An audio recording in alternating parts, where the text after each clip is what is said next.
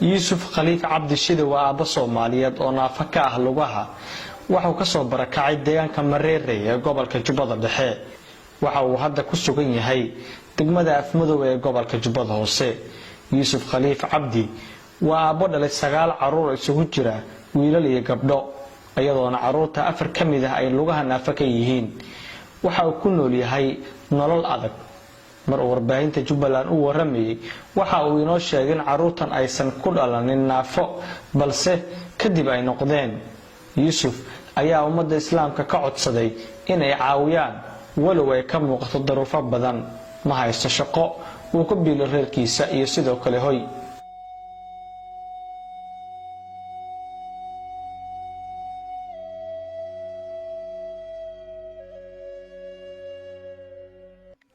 يوسف خليف عبد الشيبة. هاي القرآن ما تقانا؟ ها. أقري. بسم الله الرحمن الرحيم. الحمد لله رب العالمين الرحمن الرحيم مالك يوم الدين إياك نعبد وإياك نستعين اهدنا الصراط المستقيم صراط الذين أنعمت عليهم غير الضالين بسم الله الرحمن الرحيم قل أعوذ برب الناس مالك الناس إله الناس من شر وسواس الخناس الذي يوسوس في صدور الناس من الجنة والناس. دكسي سكول أنت وأنا جعلاني أنت وأنا جعلانها أنت تطلق أنت نقض باكي تنقض شركة أنت برتورة. ما شاء الله ما شاء الله. ما haysto garab ama cid caawisa ayadoona caruurta ay aad ugu baahan yihiin in ay helaan daryeel caafimaad iyo waxbarasho. Bismillahir Rahmanir Rahim. Magacaygu waa Yuusuf Khaliif Cabdi. waxaan nahay barakac ka soo guuray deegaanka Mareerey haddana ku sugan degmada Afmadow muddo 20 casho ah iyo waxaan joogaa deegaanka Afmadow geedkaas hadda raqiga aad arkaysaan baan hoos fadhiyaa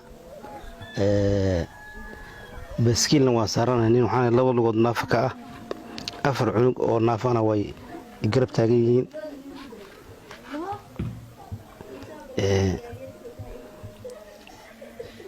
marka walaalaha muslimiinta ah waxaan ka codsanayaa inay soo garab galaan